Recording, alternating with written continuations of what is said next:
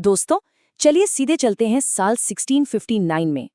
विशाल प्रतापगढ़ किले की तलहटी, हवा में बेहद बोझ और एक अजीब सा तनाव। आज के इस एक्सप्लेनर में हम एक ऐसी ऐतिहासिक मुलाकात का विश्लेषण करने वाले हैं जिसे द डेडली एम्ब्रेस यानी एक जानलेवा आलिंगन के रूप में जाना जाता है। ये वो घटना है जिसने भारत के इतिहास का रुख ही मोड़ दिया। तो बिना किसी देरी के इस रणनीतिक मास्टर क्लास में सीधे डाइव इन करते हैं। वक्त है 1659। जावली के घने कोहरे से ढके जंगल इस समय बिल्कुल शांत हैं।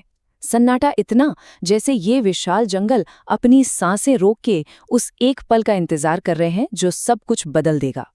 आप जानते ही हैं, वक्त ही इस दुनिया का सबसे बड़ा कहानीकार है और आज ये हमें एक ऐसे लम्हे की तरफ ले जा रहा है जो हमेशा के लिए अमर होने वाला था। खैर, इस शांति के बीच एक बहुत बड़ा सवाल उठता है।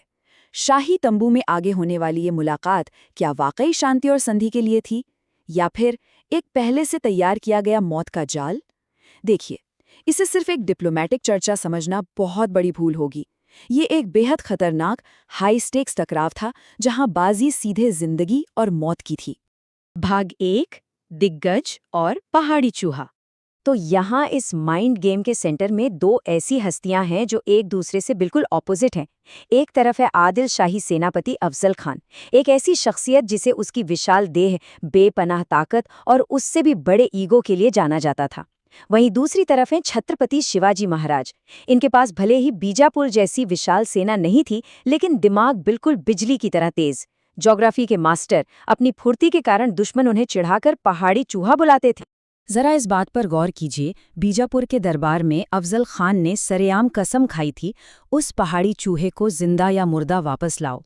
ये एक लाइन साफ दिखाती है कि खान अपनी शारीरिक ताकत और फौज को लेकर कितना ओवर कॉन्फिडेंट था और अपने दुश्मन को किस हद तक अंडर एस्टिमेट कर रहा था। भाग 2, जाल बिछाला। आप देखिए, शक्ति का जवाब हमेशा शक्ति नहीं होता। यहाँ एक कमाल की स्ट्रैटेजी अपनाई गई। पहले कदम में खान ने गांव और मंदिर नष्ट करने शुरू किए ताकि शिवाजी महाराज प्रवोक होकर खुले मैदान में लड़ें। लेकिन दूसरा कदम, शिवाजी महाराज ने गजब का कंट्रोल दिखाया और इस जाल में फंसने से साफ इनकार कर दिया। और तीसरा, जो सबसे बड़ा मास्टर स्ट्रोक था, अपनी भौगोलिक समझ का इस्तेमाल करके उन्होंने उस विशाल सेनापति को प्रतापगढ़ के उन संकरे और खतरनाक रास्तों पर आने के लिए मजबूर कर दिया जहां बड़ी सेना किसी काम की नहीं। भाग 3, द डेडली एम्ब्रेस यानी घातक आलिंगन। दोनों आमने सामने उस शाही तंबू की तरफ बढ़ रहे हैं, लेकिन इस शांतिपूर्ण मुलाकात में दोनों ने ही कुछ न कुछ छुपाया हुआ है। अफजल खान के कपड़ों में एक खंजर छिपा है, वहीं शिवाजी महाराज देखने में बिल्कुल निहत्थे लग रहे हैं, सिर्फ एक रेशमी चोगा पहना है। लेकिन उस चोगे के अंदर चेनमेल आर्मर छिपा है और साथ ही छिपे हैं दो बेहद घातक हथियार, एक बिछुआ और वाघनख। तंबू के अंदर अफजल खां की आवाज गूंजती है, आओ शिवाजी, गले मिलें। सुनने में कितना दोस्ताना लगता है ना, पर दरअसल ये उसकी विशाल ताकत का इस्तेमाल करके सामने वाले को हमेशा के लिए खत्म करने का पहला कदम था। और अगले ही पल वहां सब कुछ पलट गया। जैसे ही वो गले मिले, खान ने शिवाजी का गला दबाने की कोशिश की, फिर अपनी छुपी हुई कतार से उनकी पीठ पर जोर से वार किया, पर वो कतार शिवाजी के आर्मर से टकराकर बेअसर हो गई। और तभी होती है अचानक एक काउंटर स्ट्राइक। शिवाजी महाराज ने अपने हाथ में छिपे टाइगर क्लॉस से खान के पेट पर प्रहार कर दिया और बस देखते ही देखते पूरे तंबू में खलबली मच गई।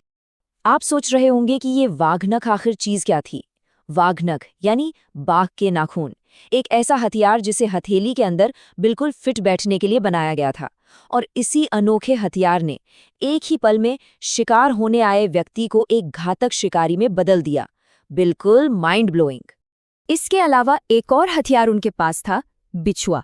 ये एक छोटा सा आसानी से छुपने वाला खंजर था जिसे वाघनख के साथ रखा गया था। ये दिखाता है कि बैकअप प्लान के मामले में उनकी तैयारी कितनी सॉलिड थी। अब तंबू में अफरा तफरी का आलम था। उसी बीच एक और बहुत क्रूशल घटना हुई। खान के एक बेहद माहिर तलवारबाज ने हमला किया, लेकिन वहां मौजूद शिवाजी के विश्वास पात्र जीवा महाला ने एक पल गवाए बिना उसे मार गिराया और इस तरह महाराज की जान बचा ली। जीवा महाला के इसी अद्भुत साहस ने एक ऐसी कहावत को जन्म दिया जो महाराष्ट्र के इतिहास में हमेशा के लिए अमर हो गई। होता जीवा म्हणून वाचला शिवा, जिसका सीधा सा मतलब है क्योंकि जीवा था इसलिए शिवा बच गए। ये वाक्य उस लाइफ एंड डेथ मोमेंट में जीवा महाला की अहमियत को परफेक्टली कैप्चर करता है। भाग 4, इंटेलेक्ट ओवर ईगो। प्रतापगढ़ के इस टकराव ने गनिमी कावा यानी गुरिल्ला वॉरफेयर की ताकत को पूरी दुनिया के सामने साबित कर दिया। इसका बेसिक फंडा ये है, दुश्मन के घमंड और अपने आसपास की जमीन का ऐसा शानदार इस्तेमाल करो कि एक छोटी सेना भी किसी विशाल शक्ति को हरा सके।